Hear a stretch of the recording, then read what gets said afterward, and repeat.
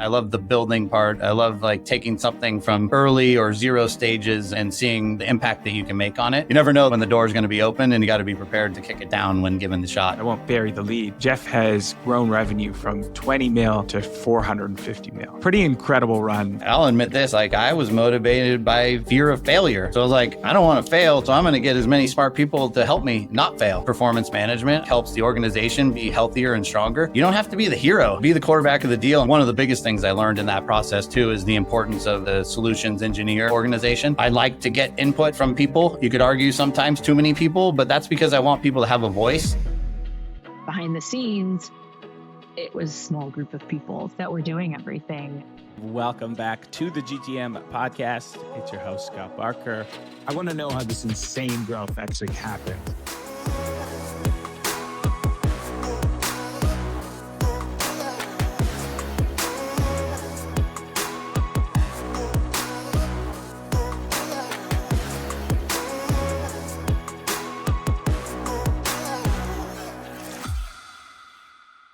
Before we get into today's episode, there is no doubt that it is a very weird hiring landscape out there right now. And the ability to support recruiting top go-to-market talent has always been a huge value add at GTM Fund. This year alone, we've made over 300 candidate introductions. And overall, we've made over 2,000 candidate introductions and placed hundreds of top talent at companies. At first, this really started just for our portfolio, but our network has extended beyond it to the overall software ecosystem. But the very best talent is difficult to find and even harder to hire because they're the best at what they do, making great money and succeeding exactly where they are.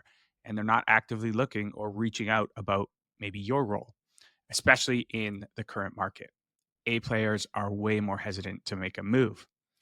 Behind the scenes, though, our partners at Pursuit help us to equip sales and marketing teams with top talent.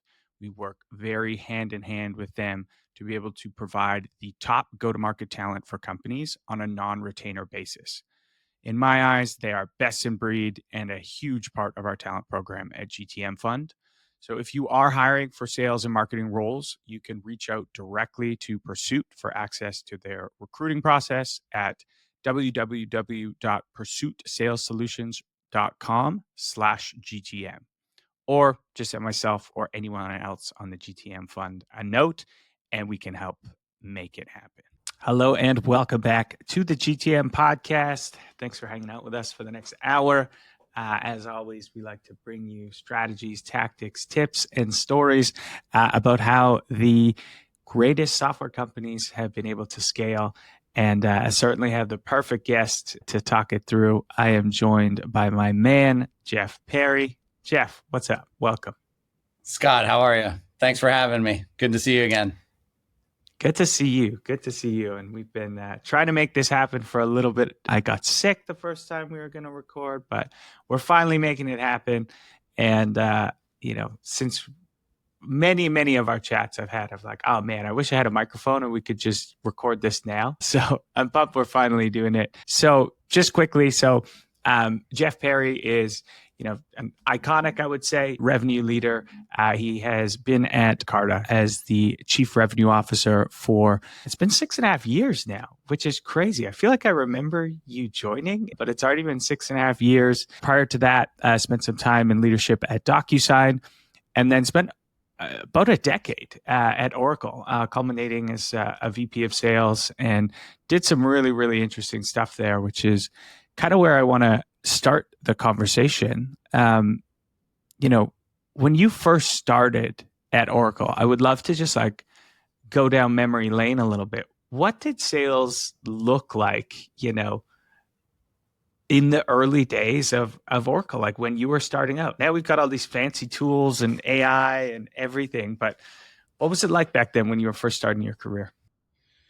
Yeah, well, obviously very different, and learned a ton at that time. I actually started my sales career in the marketing department of Oracle, and I was selling booth space and sponsorships for the flagship marketing event called Open World, which most people think of as Dreamforce now. A lot of the folks that were at Oracle left and went to build that conference, but I was selling booth space, $41 a square foot, and adding in, talk about learning how to do upsell. You add in carpet, padding, internet access, electricity for a couple hundred extra bucks. And that's how I learned selling at Oracle.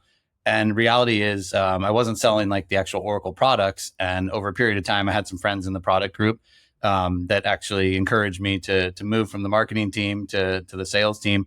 And then from there, I just had an opportunity to like be part of the engine that Oracle had created and teaching people the fundamentals and the mechanics of selling.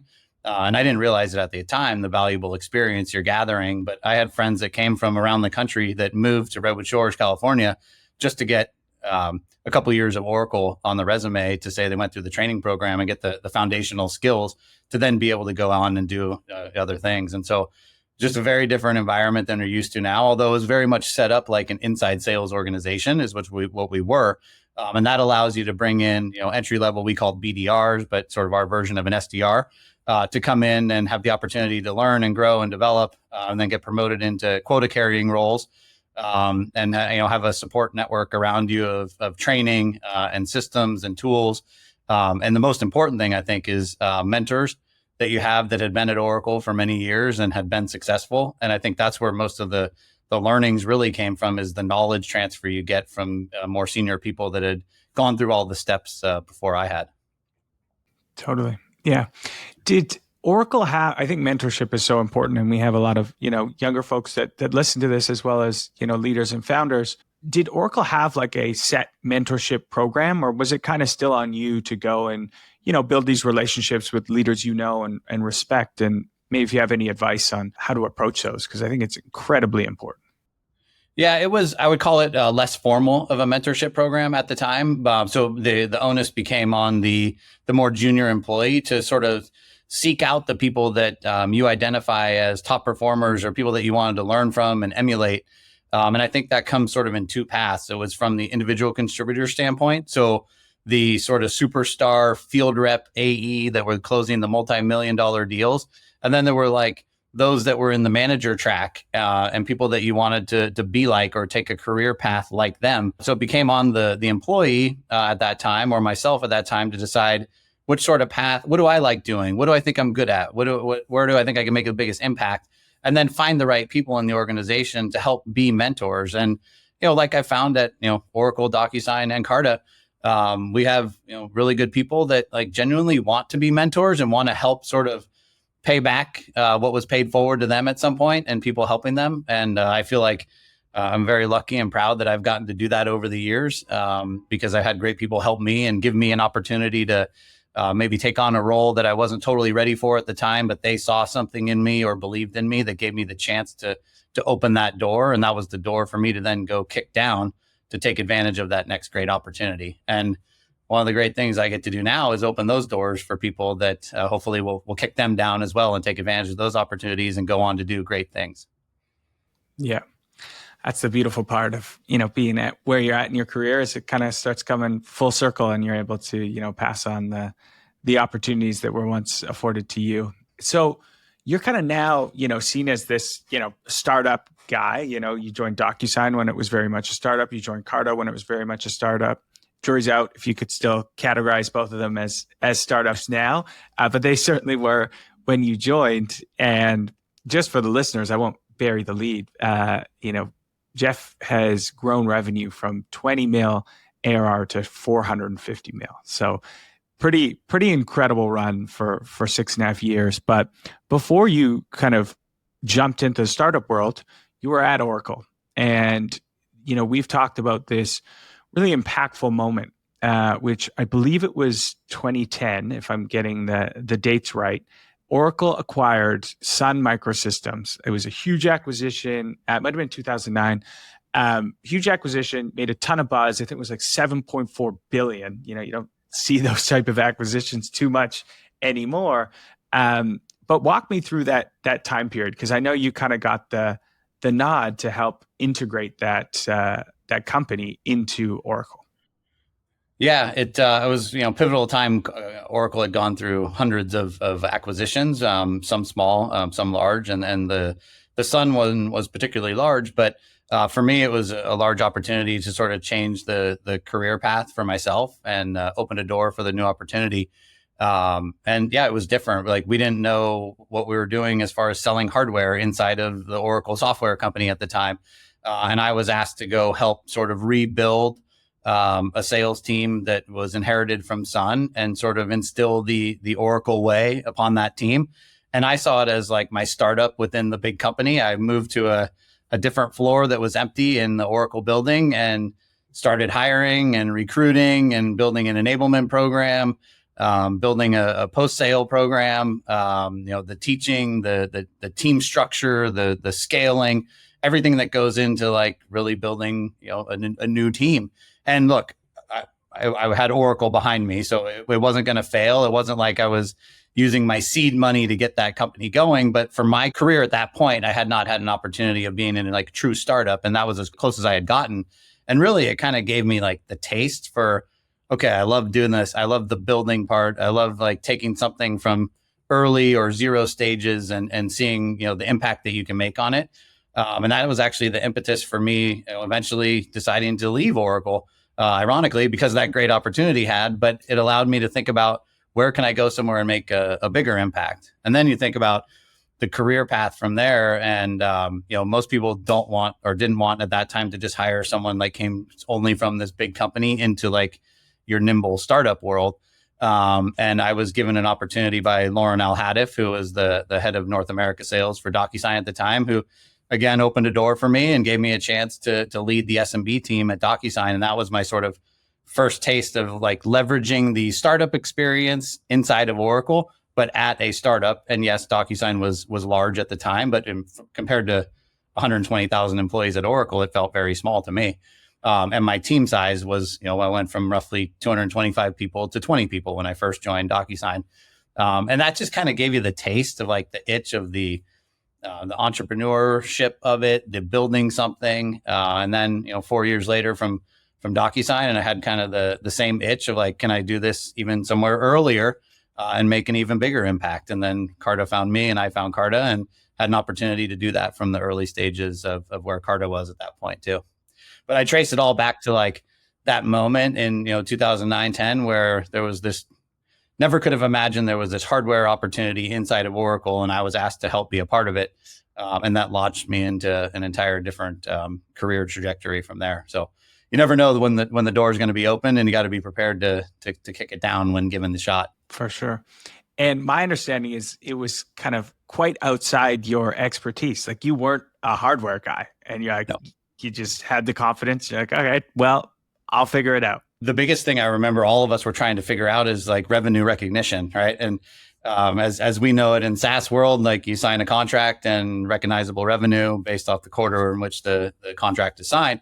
When we inherited a hardware team, you actually don't get to recognize that revenue until the actual piece of hardware was received in a shipping dock at the company that you sent it to. And so these were things that just were foreign to me, having been in a software only environment prior to that. And, you can pick your example of like how different businesses operate differently. That's just one small one where this was something different. And we had to learn how to basically do two forecasts. There was a booking forecast and a hardware delivered forecast that we had to roll up each month and quarter.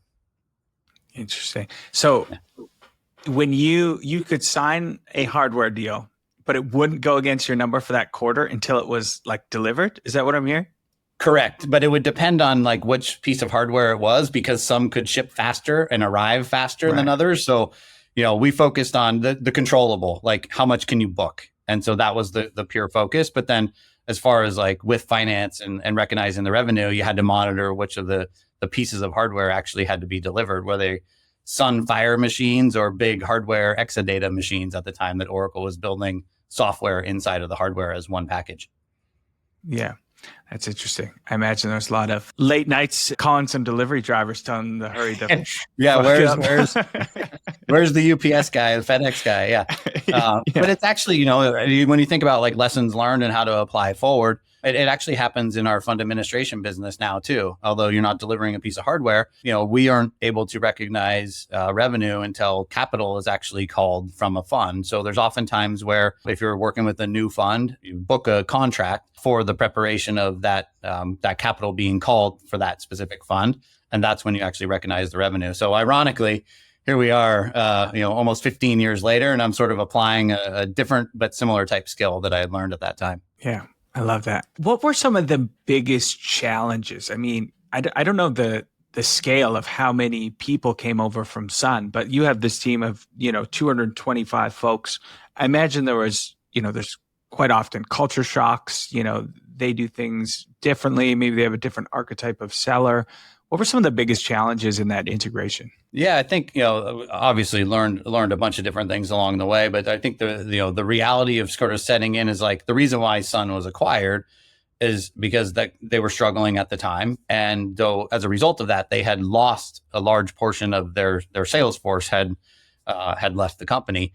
And so that left us like the opportunity and the challenge to pick up the pieces of like who remained with the team and then sort of rebuild it into a new model. And at that time, they didn't come with basically a more robust inside sales model. And so we took kind of what we knew as best practices from big Oracle at the time, and instilled that into how we did the transition and the integration of the two companies. And so I used sort of the model that I had learned from my time in both the enterprise business and the commercial business and inside sales, and replicated that model into a hardware model. But you learn along the way things like the forecasting and the delivery of hardware, and how do you train? You're right. I did recruit some folks from my software teams at Oracle, and you had to teach them like the hardware component of the business and like the cores and the bits and fits of each of the pieces of hardware that you are actually having to sell to customers and be able to articulate the value proposition.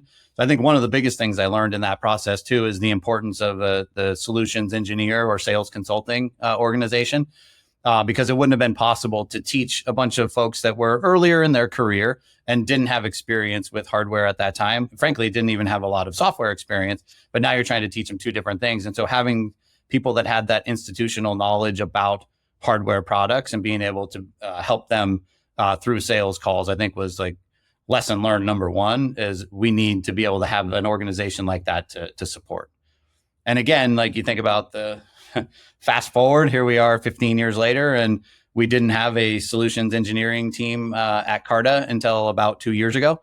And so using some of the same principles that I learned at the time to be able to say, here's a need we have in parts of our business. We need to, exercise and develop that muscle of having that part of the organization to help support all of our sellers. Yeah. Yeah. If you could go back and do it again, would you stand up that team even earlier? Or do you think that you have to get to a certain scale or a certain product maturity for it to make sense to make the investment in a solutions engineering team? It's a good question that I've actually thought a fair amount about. Possibly, but I don't think it was a necessity at the time. And when we were just the cap table company in the earlier days when I had started, it wasn't as necessary. As we continued to build out the fund administration product, as we moved into private equity, the complexity of the firm products that we provide, the acquisitions that we've done that now help us in like an upsell, cross-sell motion as well, have just made things. We've also moved up market in each of these spaces. So everything has become a bit more complex. That sort of drove the need for that part of the organization. So woulda, coulda, shoulda, maybe a touch earlier, but it felt like, one of the things I think we're very good at Carta is like doing the analysis, using the data, figuring out like what's working, what's not working. Henry preaches to us like learn and move and pivot quickly.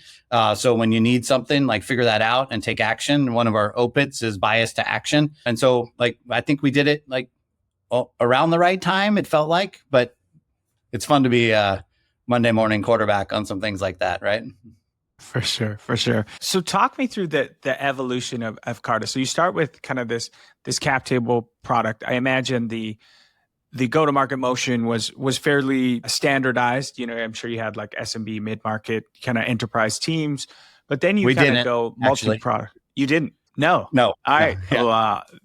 Well, I won't put words in your mouth. So it was all the same team? In theory, yes. It was sort of individuals that had different levels based off like their tenure and career and their comp levels, but we didn't have like lead routing associated to the levels within. And so it's one of the first things I did as I talked to some of the new employees that I had just inherited was like, tell me about your day. And I met one of our most senior salespeople at the time, who's very, very experienced. And he told me about his day, which was, I literally have no time in between demos. I'm doing like 15 demos a day, and they're all SMB contracts that are, a couple $1,000 lower ACV.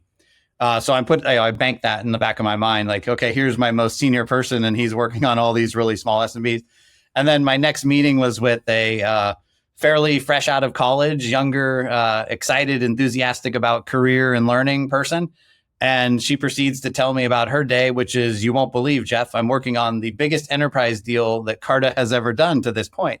So I, of course, I'm banking that like, okay, I have my newer, less experienced, probably less prepared person to do a deal like that instead of the enterprise guy that should be doing it. So there were just some like, from my standpoint, like Carta was amazing. And the folks that like got it off the ground and were selling the very first cap table deals a couple of years before I got here, like they did the really hard work to get Carta going.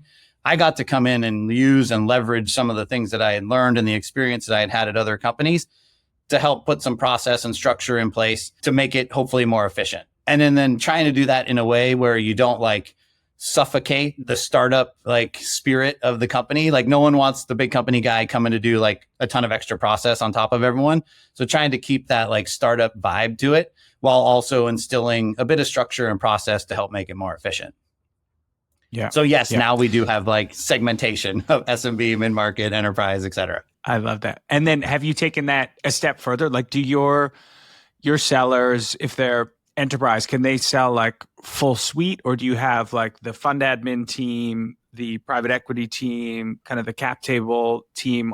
How is it kind of structured? It's a good question. We don't sell the full suite from all the different products. So maybe better if I just quickly explain like Carta in the sort of the three company format. So the cap table business is roughly 40,000 companies on the platform. And now we've created additional products as well, like total compensation, our QSBS tax advisory product. So the reps that are part of the corporations business that sell cap table, they are able to sell the full suite of product for the companies, the portfolio, venture-backed portfolio companies. Right. And then we have the fund administration business, which is over 2,500 firms and over now 12,000 plus entities on that fund admin platform. And that's doing back office software and services for the ERP, which we call it now, for the office of the CFO. And that also we've acquired Tactic for fund formation and reporting. And we've added a tax product. So inside of the fund administration team, if you're in that team, you can sell the suite of products for fund administration. And then we have private equity, which is sort of a combination of the two. We have, for years, we didn't even know why, inbound portfolio companies, LLCs of private equity firms were coming to Carta, and they would use the cap table product because it was good enough as is then to help them track their membership challenges, right? And they looked and operated, many of them very much like a venture-backed C Corp. So the product was good enough to help them at the time. We've since enhanced that product for portfolio companies.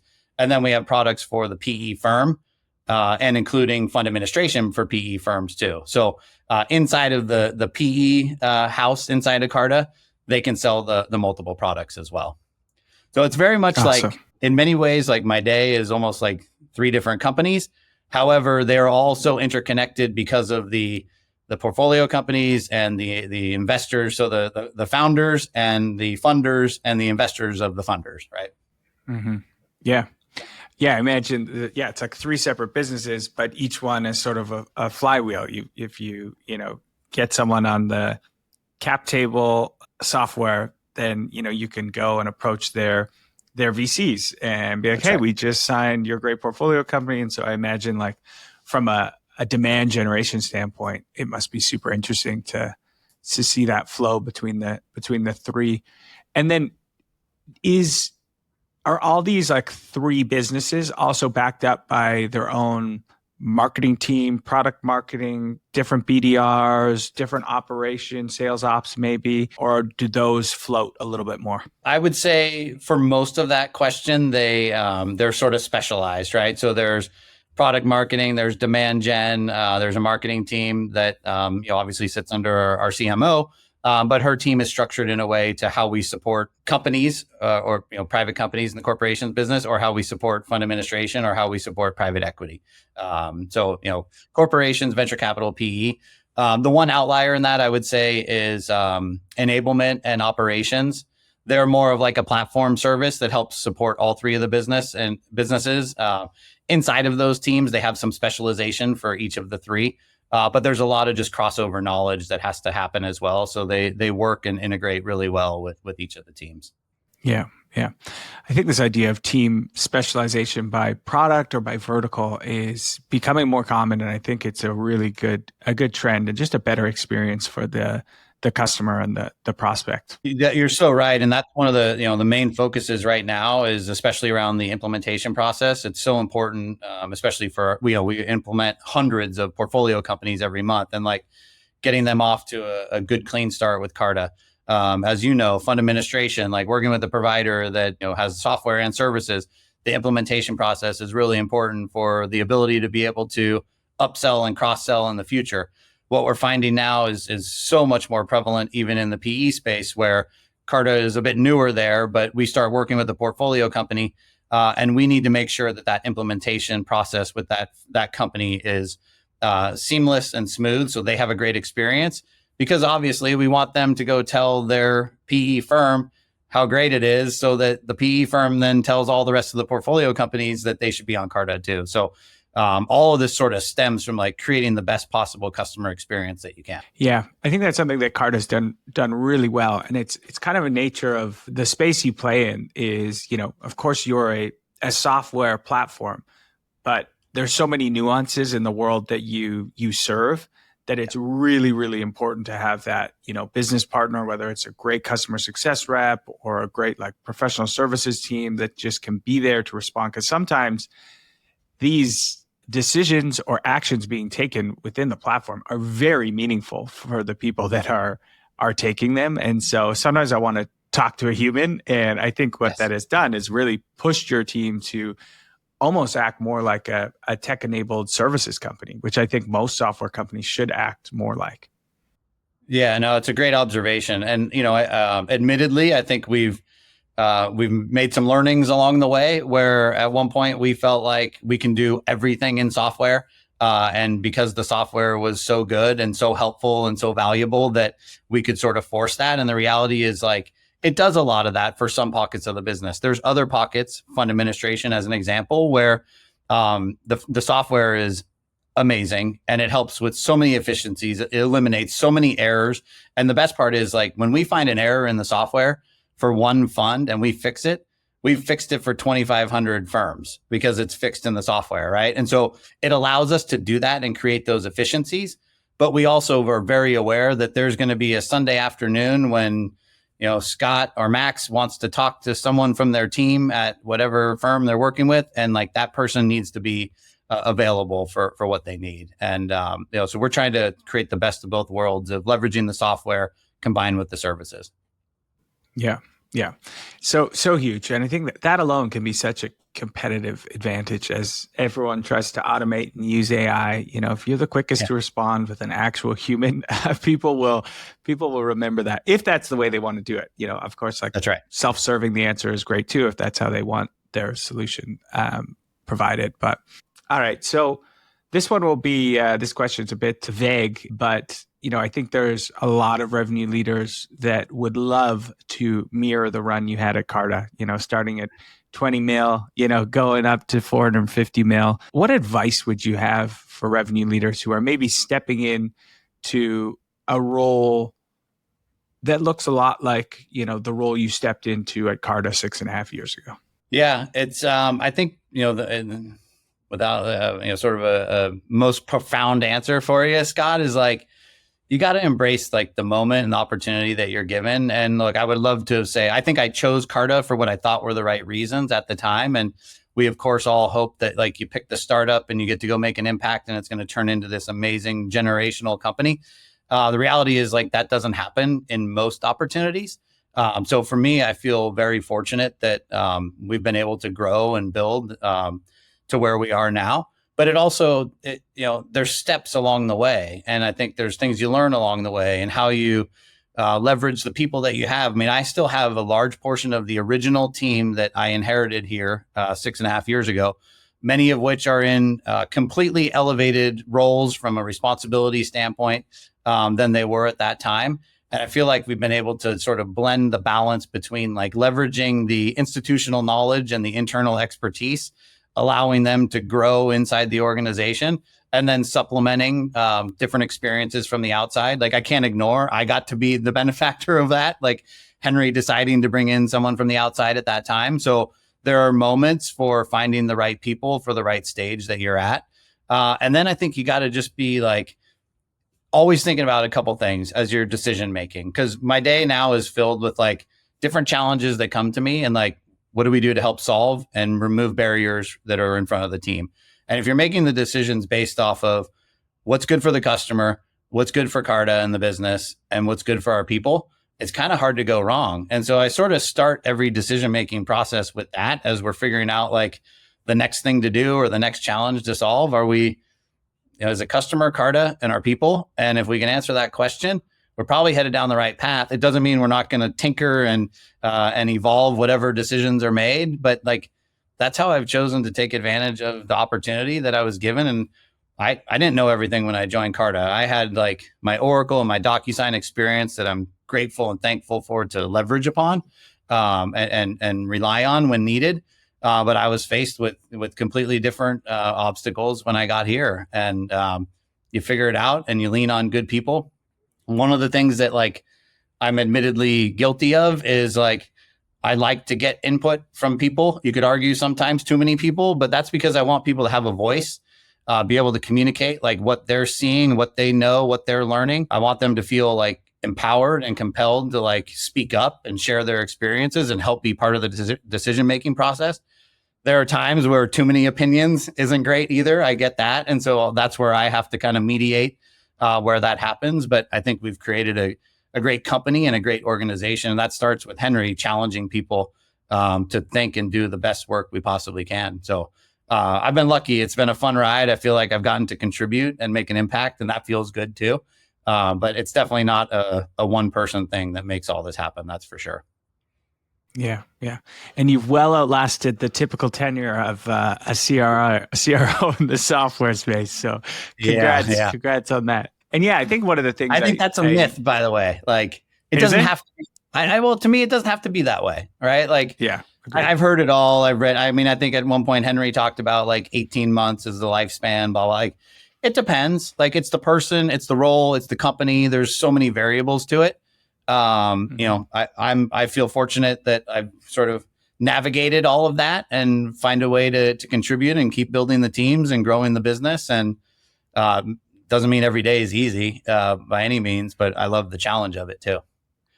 I think a lot of it comes from like growing up, like playing baseball in college, like having sort of the competitive spirit. Like I know other way than to like keep the battle going and keep fighting to try and win and try and help my teammates win.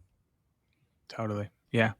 And something I appreciate you as a leader is, to go the baseball analogy, like you have the fundamental skills and the fundamental knowledge to play the game, but every game is very different. That your opponent is really different, like you're in different circumstances. And I think we'll call you at one point a big company guy in Oracle.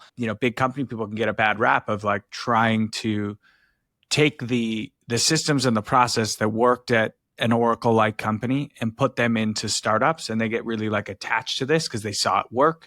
They're like, no, this is the way. This is the like earned secret that I have, and that can really be the kiss of death. And I think that's why sometimes there's a black eye on that style of leader. But it really does sound like you've taken the Oracle experience, you've taken the DocuSign experience, but you still started basically fresh at Carta, and you wanted the input from customers, you wanted input from leaders, and then you built the strategy versus coming to the table with the strategy, which I think is really important.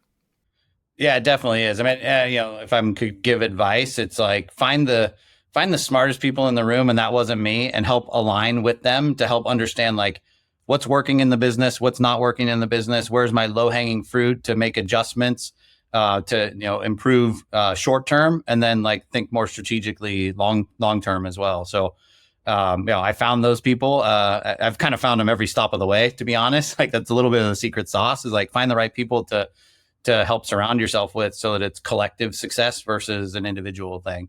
I think there's a couple of bad rap like moments out there, like the whole like small company to big company person can't do it, like individual based. I hope I'm sort of proof to dispel that bad rap. And then the other, I think, would be like, like a nice guy can't do the job. Like I think you don't have to be like the hard ass all the time. You can have like compassion and empathy and all the things that go into it. You also have to be like firm and direct when needed as well. And there's a time and a place for each of those styles and how you communicate. And that's both with individuals or more broadly with the entire team. And I think those are things that you, not necessarily a skill, but just things you learn through observation along the way. I took like the best of what I learned from many of the great leaders that I worked for at all three companies. And then I took some of what I didn't like and I saw in other people and tried to say, like, I'm going to do more of what I liked and what resonated and less of what I don't, to try and make it like your own style and how you operate with people. And you can still be a decent guy, but also like direct and hold people accountable and take ownership of the organization that you have. Yeah, couldn't agree more. Yeah. So one thing I want to talk about with you, and I think this is a good segue, is, you can lead with compassion, you can lead with empathy, but you still have to, hold this really high bar for people. And it's okay to demand, excellence, and excellence is going to look different for everyone on different days. But I know performance management is something that you think a lot about. And I would love to get kind of your thoughts around performance management, because that's a way that you can show up on your one-on-one empathetic and compassionate, but everyone kind of knows where they stand when you're managing performance in the right way. Yeah, it's definitely a hot topic for us. And depends on how you look at it. Performance management can be easier or harder as a sales leader or revenue leader, because you always have the scoreboard out there on like how you're doing, like revenue metrics wise. So it's all the other things that go into it. And frankly, what ends up happening is, top performers, not always the best managers. So they don't know how to performance management because they were top performers. Or sometimes a top performer becomes a manager and they're actually really good at that too, but they were never performance managed because they were a top performer. So how do they know how to do that with someone else to actually like really help them improve or manage them out of the business if that's what has to happen? And so making sure that you have great HRBP partners as well. The documentation of the communication that happens and the coaching that happens, and that can be positive and negative. Not every performance improvement situation leads to a departure, but it can lead to like turned around opportunities that are taken advantage of. And I think like when not done well, it just leads to obviously bad performance by individuals and by teams. It leads to bad team culture that then bleeds through or can bleed through the organization. And it leads to potential HR issues and legal issues that become a drag to the entire organization. So I think the more we can help, especially like early stage frontline managers with performance management, I think helps the organization be healthier and stronger. And it allows for us to be much more efficient because you avoid other issues that can arise from it. Yeah. Yeah.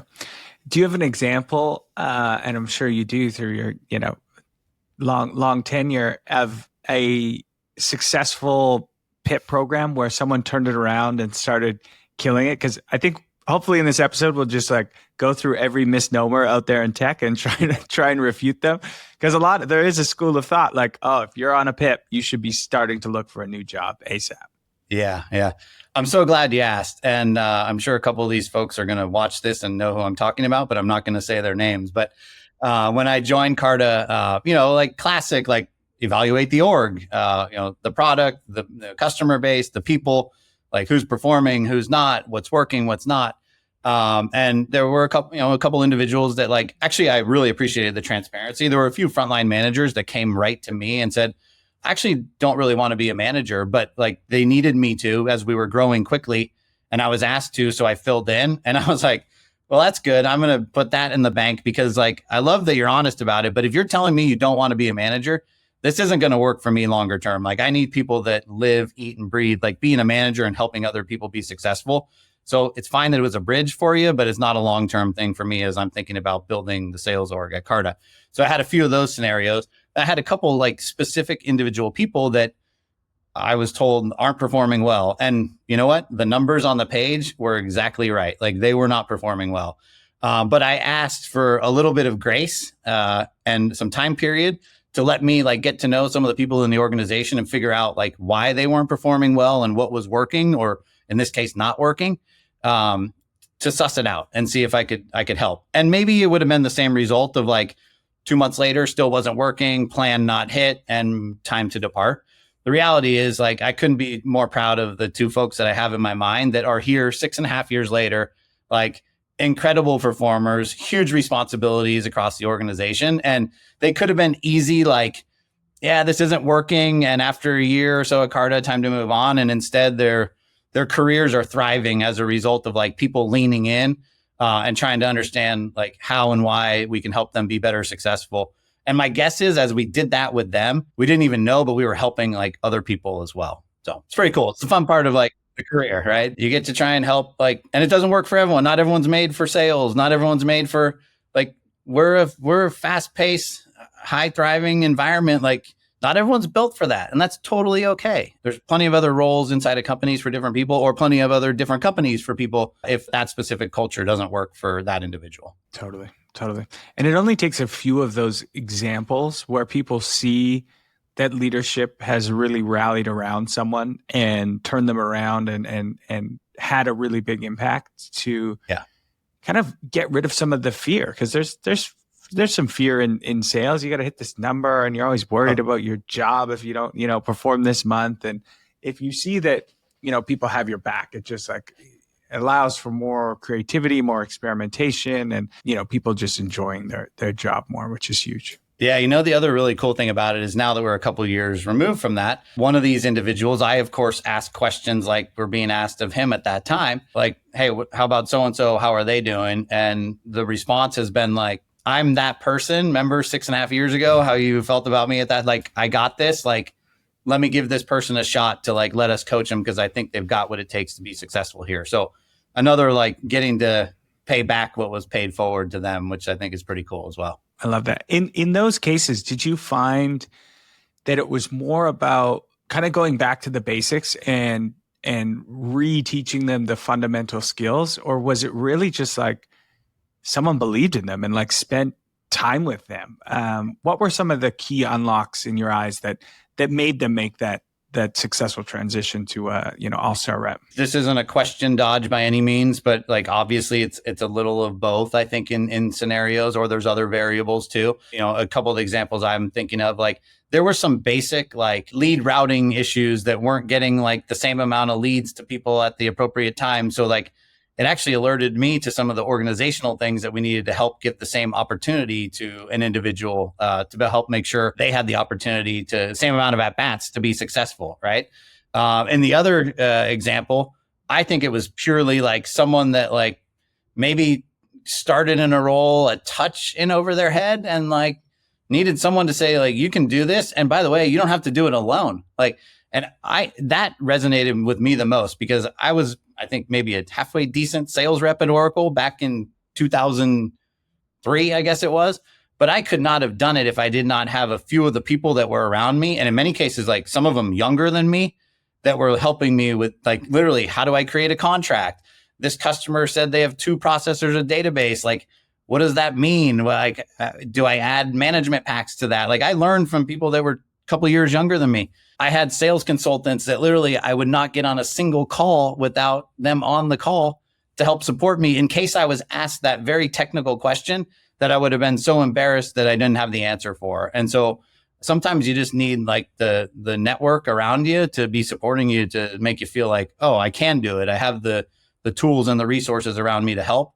And frankly, it's a lesson that we teach everyone now is like, you don't have to be the hero. Like anywhere, there's not a single sales organization where like, someone's expecting you to go win the deal alone. In fact, don't tell anyone about it. Don't be transparent about it. Don't involve anyone else from the exec team or from the technical team or from product to help you win the deal. In fact, it's quite the opposite. You would be shamed if you didn't include all of those people to help give you the best opportunity to have a chance to win. Right? Totally. Yeah.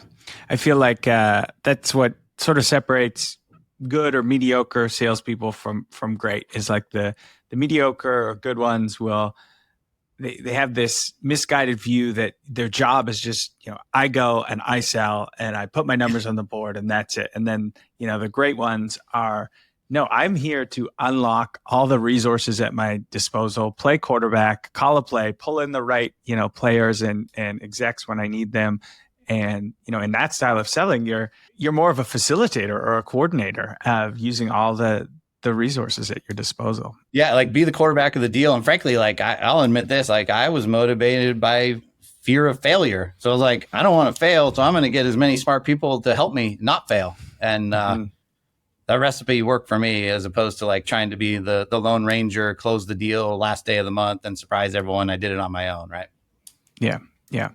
And then I'll highlight something you said in that answer too, of just, I think it's our job as leaders to step one before the PIP is like, let's go evaluate and make sure there's like a fair playing field. Like you mentioned, like lead routing and things, like nothing saps motivation more than Joanne gets 15 leads a month and I get 4, and you're just you try not to complain because you want the whole team to win, but you're like, this is bullshit. So making sure so-and-so has the better territory, I've lived through all of that. And there's some merit and validity to some of it, and others, like otherwise sometimes it can just be like excuse making too, right? And so you got to move past all those things. Totally. Well, this is awesome, Jeff. I could pick your brain for hours and hours, but as we kind of come to the end, I want to get one of my favorite questions to ask. And again, it's a intentionally vague one, but the question is, what is one widely held belief that CROs, revenue leaders, believe to be true today that you think is bullshit or no longer serving us? Yeah, there's a few. One of them would be like the nice guy can't do it, which I already touched on, so I'll save you that one. But I think sort of this notion of like everything is automated and like that's how it has to be done now, whether it's through AI or all the different tools we have. And I think like the BS in all of it is like, be the person that picks up the phone and calls a customer and use every possible interaction point you have to build the stronger relationship with a customer, not looking for the sale in that moment. If you do it right and build the right relationship and you're adding value and you're educating a customer and you're telling them or sharing something with them that will make them smarter because they gain that information from you, that's the building blocks for like getting the next sale at some point down the road. And so I don't think everything has got to be about like this automated thing and speed. It's got to be like thoughtful and meticulous in how you go about every interaction that you have, because frankly, you get limited interactions with customers. Their days are filled with their other vendors or their own job at hand. You got to use those moments wisely and maximize the time that you have with them to be a valuable, like trusted advisor for them. Yeah. Great advice. I think hopefully this automation and AI just gives us more time to, not go and automate more. It's to get and spend more time with our customers and, being human, which is great. Well, one thing I do want to highlight, because I just got to give, kudos where credit is due, for all those listeners who might be also interested. We talk about a lot about go-to-market, but we talk about, venture as well. You guys put out some incredible kind of reports. I really like them. And I know you've got a VC fund performance one coming out. I think it's March 20th or something. And so if anyone is interested in kind of, benchmarks across VC funds, et cetera, I would highly recommend you check out some of the reports. That's a cool part of kind of the evolution of Carta. You guys are just sitting on this treasure trove of incredible data and insights, and it's cool that you're starting to publishing them in a big way. Yeah, well, thank you for putting that out there. The amount of data is incredible. We have a great marketing team that helps with a lot of this. And if you don't follow Peter Walker, you should. He's our in-house data analyst who has quite the following of his own now because of all the insights that he's putting out for founders and funders. So I'd recommend following him for sure. And of course, you can always reach out to me if I can ever help with anything Carta related or anything else. Perfect. Yeah. Highly recommend that follow, and follow this man, of course, on LinkedIn. Jeff, last thing, are you hiring anyone? I'm sure people have listened to this and be like, this might be a leader I want to work with. We are always looking at like supplementing the team with great talent. So especially people that have experience with selling into venture capital firms, private equity firms. That is the next big space for us. So yeah, reach out if you have an interest in Carta. Awesome. Beautiful. Well, Jeff, thank you for the time, my friend. And for all our listeners who hung out with us, I say it every week, but listening's one thing, executing something totally different. Hopefully we gave you some ideas, inspiration, stories that you can take into your own business. And we'll see you all next week. Thanks for having me, Scott. Thanks, Jeff.